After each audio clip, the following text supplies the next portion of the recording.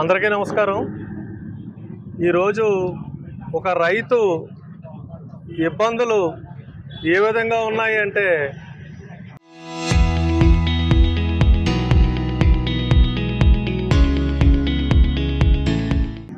అక్కడ Trump tax ఉన్నా, అక్కడ వేరే దేశంలో యుద్ధం జరిగిన ఇదే ఆక్వాలో అందరూ ఉన్నారు. ఫీడ్ మిల్లర్స్ ఉన్నారు, ఎక్స్పోర్టర్స్ ఉన్నారు. కానీ ఏది జరిగినా, ఏదైతే ఏది జరిగినా ప్రతిదీ రైతు మీదే పడుతుంది. చేత అప్పుడు మాకు ప్రధాన సమస్య ఇప్పుడు ఫీడ్ రేట్లు పెంచారు.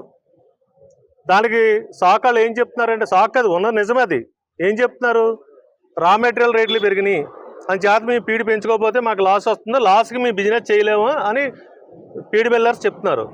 కానీ అంతకుముందు చాలాసార్లు, చాలా సందర్భాల్లో, 4-5 సంవత్సరాల కింద కూడా ఏవైతే ఇప్పుడు రా మెటీరియల్ పెరిగింది అంటున్నారో అవి చాలాసార్లు డౌన్ అయినాయి.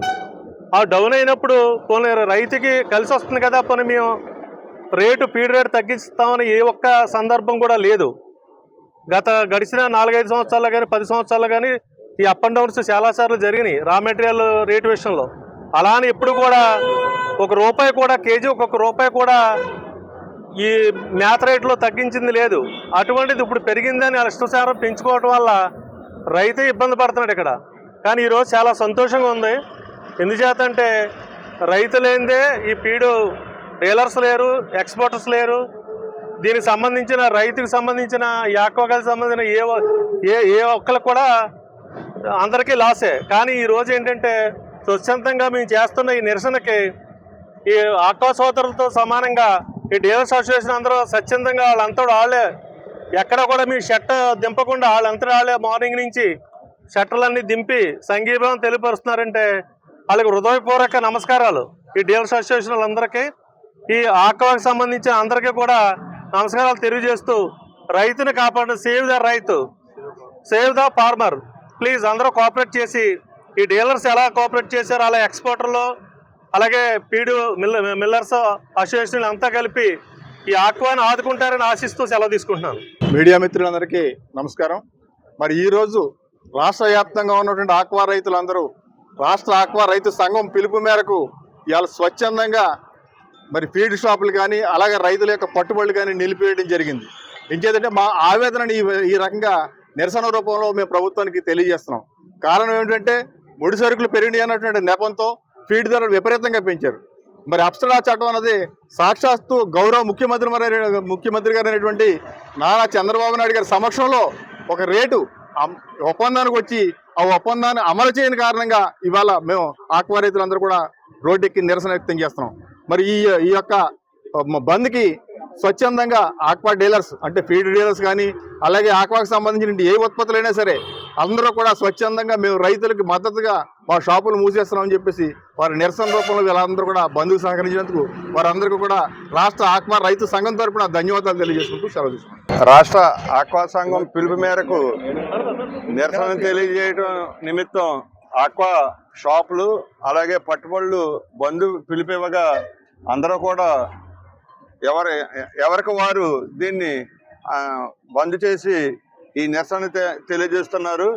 ముఖ్యంగా రైతు ఎప్పుడు కూడా అన్ని విధాలుగా కూడా నష్టపోతున్నాడు. ఎందుకంటే రైతులో మెయిన్ తను ఆ రోజు చెరువు కాడికి వెళ్ళటం, తన కష్టపడటం, ఇంటికి వెళ్ళటం తప్పించి వేరే ఆలోచన లేకపోవటం.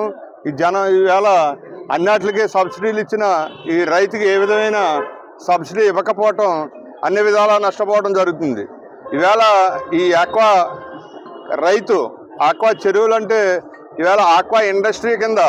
ఎందుకంటే రైతుకి ఎలా ఉన్నా ఇండస్ట్రీలో, పెద్ద ఇండస్ట్రీలో బతికే లేబర్ కన్నా, బతికే ఆఫీసర్ల కన్నా ఈ ఆక్వా ఇండస్ట్రీలో ఎక్కువ కోస్ట్ ఏరియాలో ఆధారపడి ఉన్నారు.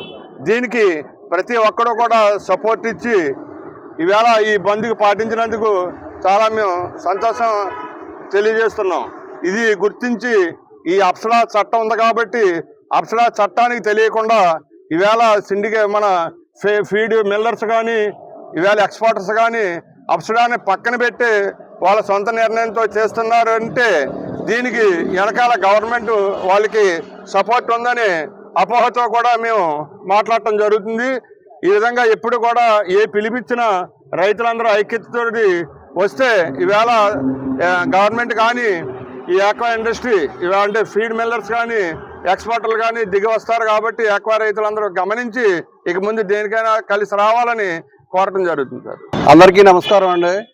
ఈ రోజున రాష్ట్ర వ్యాప్తంగా మా రాష్ట్ర ఆక్వా రైతు సంఘం పిలుపు మేరకు ఆక్వా షాపులు, దానికి అనుబంధంగా ఉన్న షాపులు, అదేవిధంగా రైతులు పట్టుబడి ఈరోజు బంద్ చేసి గవర్నమెంట్ వారికి నిరసన రూపంలో రైతుల అగచాట్లు తెలియజేసే ఉద్దేశంతో ఈ రోజున బంద్ సక్సెస్ చేసిన మన ఆక్వా రైతు సోదరులందరికీ, అలాగే సహకరించిన రైతు నాయకులందరికీ, అలాగే షాపు వారికి నమస్కరిస్తూ ఈ రోజున 2020లో అప్సడా చట్టం వచ్చినా ఈ రోజు వరకు దాని ఇంప్లిమెంటేషన్ లేకపోవడం వల్ల దానిలో లోటుపాట్లు కూడా తెలుస్తాయి. ఒక పక్క చంద్రబాబు నాయుడు గారు లక్షలాది ఎకరాలు పెంచి ఎక్స్పోర్ట్ని పెంచుదామంటే దాని అనుగుణంగా యంత్రాంగం లేక, రైతు పండించిన రొయ్యకి గిట్టుబాటు ధర లేక ఎవరికి చెప్పుకోవాలా, ఏం చేయాలనే ఉద్దేశంతో రైతులు ఈ రోజున రోడ్డెక్కి ప్రశాంతంగా బతుకుతున్న ఆక్వా రైతులు రోడ్డెక్కి షాపులు బంద్ చేసి, అలాగే పట్టుబడి బంద్ చేసి గవర్నమెంట్ వారికి నిరసన వ్యక్తం చేయడం జరిగింది. ఈ రోజున ప్రధాన డిమాండ్ అంటే ఏదైతే ముడి సరుకులు పెరిగినాయని మేత కంపెనీ వాళ్ళు అందరూ కూడా ప్రభుత్వం దగ్గర, మా రైతు నాయకుల దగ్గర మేము పెంచితే కానీ మేత అమ్మలేమని వాళ్ళు మద్దతు ధర కూడగొట్టుకున్నారు. అదేవిధంగా రైతులు కూడా ఈ కెమికల్ రేట్లు, మేత రేట్లు, కూలి రేట్లు, లీజులు, పవరు ఇవన్నీ పెరిగి కూడా మాకు కూడా మద్దతు ధరకి ఇవ్వండి. ఎలాగైతే మేత తయారీదారులకి ముడి సరుకులు పెరిగినాయని ఏ రేట్ అయితే నిర్ణయించారో మాకు కూడా ప్రాసెసింగ్లో దబదబాలుగా ఉన్న స్టేజ్లను బట్టి, అలాగే రెయ్యి కౌంట్ని బట్టి ఈ రోజున ఉందంటే 50 కౌంట్ ఉందంటే 52 కౌంట్ వస్తే 60 కౌంట్లోకి వెళ్ళిపోతుంది, 62 కౌంట్ వస్తే 70 కౌంట్లోకి వెళ్ళిపోతుంది, 82 కౌంట్ దాటితే 90 కౌంట్లోకి వెళ్ళిపోతుంది. అలాగే కౌంట్ వేరియేషన్లోనే మాకు డైరెక్ట్గా ఈ 100 నుంచి 50 కౌంట్ వరకు కూడా డైరెక్ట్గా 30 రూపాయలు 40 రూపాయలు పోతుంది. అంటే టన్నుకి 40,000 పోతుంది. ఏంటి దోపిడీ అంటే రైతులు కొనేవాళ్ళు ట్రేడర్స్ కొంటున్నారు, మేము రైతుల దగ్గర కొనట్లేదు అంటున్నారు. మేత తయారీదారులు అంటే మేత మేము తయారు చేసి ఇస్తున్నాం, బోల్డ్ కమిషన్లు ఇస్తున్నాం మేత షాపుల వాళ్ళకి, వాళ్ళు కూడా ఇవ్వాలి కదా అని వాళ్ళు అంటున్నారు. ఇటు మేత తయారీదారులు కానీ, రొయ్యి కొని ఎక్స్పోర్ట్ చేసే దారులు కానీ పక్క వాళ్ళ మీద గంటి ఇవాళ రైతుని అధోగతి పాలు చేశారు. ఈ వ్యవస్థని, ఇటువంటి వ్యవస్థని అప్సడా చట్టం ఉంది కాబట్టి ఆ చట్ట పరిధిలోకి వచ్చే నిర్ణయాలు తీసుకుని ఆ చట్టం ద్వారా రైతులు బాగు చేయాలని కోరుకుంటున్నాం.